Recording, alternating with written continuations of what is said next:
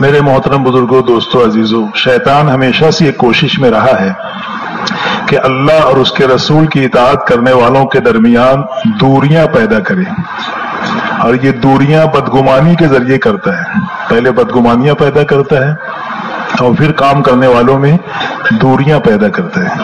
بدگمانی پہلے پیدا کرتا ہے، مومن کو مومن کی طرف سے بدظن کیا جائے، یہ شیطان کوشش کرتا ہے۔ پھر فرمایا جتنے فاصلے بڑھیں گے اتنی بدگمانیاں بڑھیں گی۔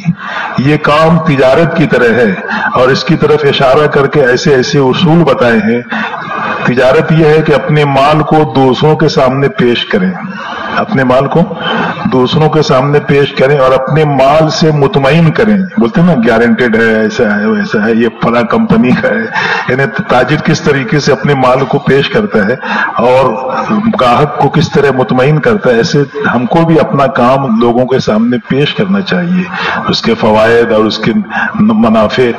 کوئی تاجر یہ نہیں چاہے گا کہ میری دکان پر جو ہے میرا کسی سے اختلاف نہیں ہوگا، دشمن بھی ہوگا تو اس کو بھی مال دے گا، یعنی وہ نہیں چاہے گا کہ یہ دشمن ہے اس کو مت دو۔ جس سے اختلاف ہے اس کو بھی مال دے گا، جس سے دشمنی ہے اس کو بھی مال دے گا۔ ہاں، وہ یہ نہیں دیکھا کہ یہ دشمن آیا ہے، اس کو تو دو پیسہ مل رہا ہے نا، دشمن آ کے لے جائے کہ اس سے اختلاف کرنے والا آ کے لے جائے۔ اس لیے مزاج بناؤ جس سے قربتیں پیدا، اس لیے ایسا مزاج بناؤ جس سے قربتیں یعنی نزدیکیاں پیدا ہو۔ وہ مزاج نہ بناؤ جس سے فاصلے بڑھتے ہیں، اس لیے کہ جب تک قریب نہیں آئیں گے بدگمانیاں دور نہیں ہوں گی۔ جب تک قریب نہیں آئیں گے بدگمانیاں دور نہیں ہوں گی۔ ہر چیز پیش کرنے کے لیے ہر ممکن کوشش کرنا ہے۔ اپنے کام کو نہ جاننے والوں کو پیش کرو، ان سے استغنا نہ ہو، نہیں آتے تو چھوڑ دو، کیا کرنے کا، ان سے استغنا نہ ہو۔ اگر نیتوں میں وسعتیں پیدا نہ کی، اگر نیتوں میں وسعتیں پیدا نہ کی تو ایک دوسرے کی ہلاکتوں کی تمنا پیدا ہوگی، ایک دوسروں کی ہلاکتوں کی تمنا پیدا ہوگی۔ امام اعظم ابو حنیفہ رحمۃ اللہ علیہ کے بارے میں امام اوزاعی رحمۃ اللہ علیہ کو کسی نے خبر دی کہ کوفہ میں ایک بڑا بدعتی ظاہر ہوا ہے۔ امام صاحب کے بارے میں امام اوزاعی رحمۃ اللہ کو بدگمانی کس طرح پھیلاتے ہیں اپنوں میں، بڑوں کے اندر۔ امام اوزاعی کو کسی نے خبر دی کہ کوفہ میں ایک بڑا بدعتی ظاہر ہوا ہے۔ عبداللہ ابن مبارک رحمۃ اللہ امام اوزاعی رحمۃ اللہ سے ملاقات کی تو امام اوزاعی رحمۃ اللہ نے عبداللہ ابن مبارک سے وصیت فرمائی، نصیحت فرمائی کہ دیکھو ایسا بدعتی پیدا ہوا ہے کوفہ میں، بہت بدعتیں پھیلائی ہے، اس کے قریب بھی نہ جانا اور ان سے نہ ملنا۔ کون کہہ رہے ہیں؟ عبداللہ ابن مبارک کو امام اوزاعی رحمۃ اللہ۔ عبداللہ ابن مبارک سمجھ گئے، وہ سمجھ گئے کہ معاملہ کیا ہے، تو وہ 3 دن تک جو ہے نا وہاں سے جانے کے بعد جتنے مشہور مسائل تھے ان کو جمع کیا اور ایک موٹی کاپی تیار کی، اور پھر اس میں بیچ بیچ میں لکھا کہ نعمان یہ کہتا ہے، نعمان یہ کہتا ہے۔ تو جب یہ وہ گئے دوبارہ کاپی لے کے تو امام اوزاعی نے پوچھا یہ تمہارے ہاتھ میں کیا ہے؟ تو کہا فقہی مسائل ہیں، فقہی مسائل ہیں۔ تو بولے بتاؤ دیکھتا ہوں میں، تو اس کو پڑھا یہاں تک کہ نماز کا وقت ہو گیا، تو نماز پڑھی، اس کے بعد پھر پڑھا، تو صبح سے شام تک پوری ڈائری پڑھ لی، پوری کاپی پڑھ لی۔ پھر فرمایا کہ یہ جس نے لکھا ہے اس کی صحبت میں رہ کر علم حاصل کرنا چاہیے، اس کی صحبت میں رہ کے علم حاصل کرنا چاہیے۔ تو پھر انہوں نے کہا عبداللہ ابن مبارک بولے یہ وہی بدعتی ہے جس سے بچنے کی آپ نے نصیحت کی تھی، یہ وہی بدعتی ہے جس سے بچنے کی آپ نے نصیحت کی تھی۔ فرمایا کہ قربت سے قربت پیدا ہوگی، قربت سے قربت پیدا ہوگی۔ شیطان یہ نہیں چاہتا کہ امت کا کوئی طبقہ خیر پر مجتمع ہو، شیطان یہ نہیں چاہتا کہ امت پر کوئی طبقہ خیر پر مجتمع، یعنی امت کا کوئی طبقہ خیر پر مجتمع ہو۔ منافقین کی طرف سے آپس میں مل کر چلنے والوں میں ایسی دوری پیدا کرتے رہے کہ مخلصین ایک دوسرے کے مقابلے میں آ جاتے ہیں۔ منافقین کی طرف سے آپس میں مل کر چلنے والوں میں جب مل کے جو چلتے ہیں نا اس میں ایسی دوری پیدا کرتے ہیں منافقین کہ مخلصین ایک دوسرے کے مقابلے میں آ جاتے ہیں۔ کیسے آتے ہیں؟ ہاں، بلکہ آگے آئے گی حضرت کی بات کہ آج ہم فروعی مسائل میں اتنا ایک دوسرے کے دست بگریباں ہو گئے کہ باطل کے مقابلے میں بھی رد میں اتنی شدت نہیں ہوتی ہے جتنی آپس میں فروعی مسئلے میں ہمارے درمیان شدت پیدا ہو گئی ہے۔ اتنی شدت ہے نا شاید اس موقع پہ بھی نہیں ہوتی ہے جو غیر ہے باطل کے مقابلے میں۔ فرمایا پھر ایک واقعہ سنایا غلط خبر کا. غلط خبریں جو چلتی ہیں نا، زکوٰۃ کے لیے ایک جگہ ایک علاقے کے لیے اللہ کے نبی نے قاصد طے کیا، تو راستے میں منافق ملا. جب وہ قاصد جا رہا تھا زکوٰۃ، تو راستے میں ایک منافق ملا. کہاں جا رہے ہو؟ بولے زکوٰۃ وصول کرنے جا رہا ہوں. بولے تمہیں کچھ حالات کا اندازہ ہے؟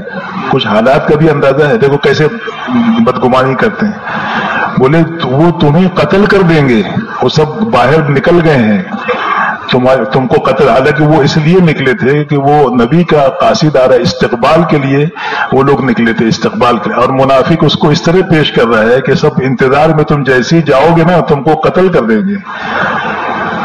بستی سے باہر لوگ کھڑے ہیں اور زکوٰۃ دینے سے انکار کر رہے ہیں، اور تم جاؤ گے تو قتل کر دیں گے. تو وہ آدھے راستے سے ہی واپس آ گئے، وہ قاصد آدھے راستے سے واپس آ گئے. تو حضور صلی اللہ علیہ وسلم نے ان سے دریافت فرمایا کیا بات ہوئی؟ تو انہوں نے یہ بات بتائی کہ ایسا ایسا خبر دینے والے نے خبر دی ہے، ایسا مسئلہ ہے. تو آپ صلی اللہ علیہ وسلم کو نے صحابہ کو جمع کیا اور صورتحال ایسی بنی، یہ ساری بتاؤ کیا کرنا ہے. مشورہ ہوا. تو یہ مشورہ ہوا کہ رات کو شب خون کیا جائے، شب خون، رات کو حملہ کر کے سب کو قتل کر دیا جائے، ایک کو بھی نہ چھوڑا جائے. یہ فیصلہ ہو گیا. اس کے بعد آگے پھر تو مخلصین اس طرح یوں ضائع ہو جاتے ہیں. وہ تو سب مخلص تھے، وہ تو اچھا ہے. آگے واقعہ بتایا تھا حضرت نے، میں لکھا نہیں کہ قرآن وحی کا سلسلہ جاری تھا، تو اللہ نے وحی اتار کے کہا کہ نبی جی جب کوئی آ کے خبر دے تو اس کی تحقیق کر لیا کریں. آپ کوئی فاسق آ کے کوئی خبر دے تو اس کی تحقیق کر لیں کہ یہ خبر کہاں تک صحیح ہے. تو پھر آپ نے اپنا فیصلہ، یہ تو وہی آ گئی کہ نہیں، وہ تو استقبال کے لیے ہے. اگر وہی نہیں آتی تو وہ تو بیچارے مخلص تھے، وہ سب ختم ہو جاتے. اس لیے اڑی اڑی باتوں کو سن کر اس کو چلانا یہ صحیح نہیں ہے، تحقیق کرنا چاہیے.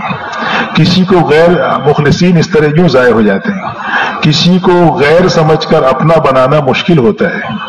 حالانکہ ایک واقعہ اور مستورات میں سناتے تھے ایک ساتھی، منگوس والا واقعہ ہے نا. وہ پانی بھرنے گئی عورت، تو وہ بچہ اکیلا تھا، منگوس گھر میں اس پالا ہوا منگوس تھا وہ.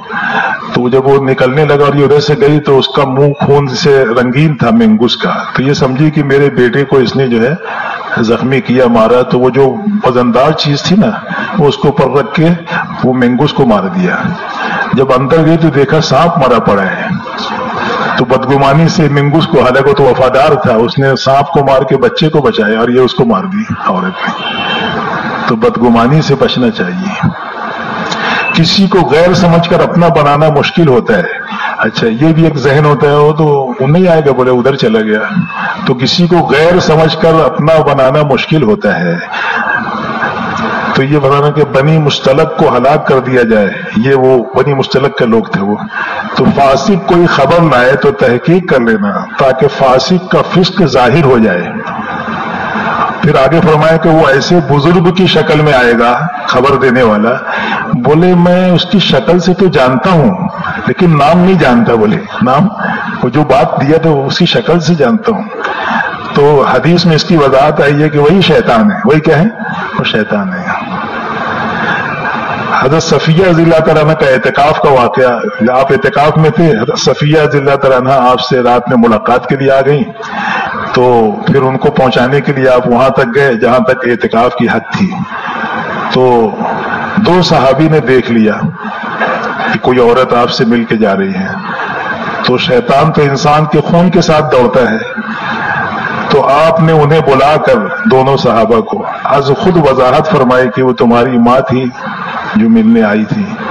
تو کہا کہ اللہ کے نبی ہم آپ کے بارے میں ایسا سوچ سکتے ہیں؟ کہا کہ نہیں، شیطان جو ہے وہ بدگمانی ڈال سکتا ہے شیطان.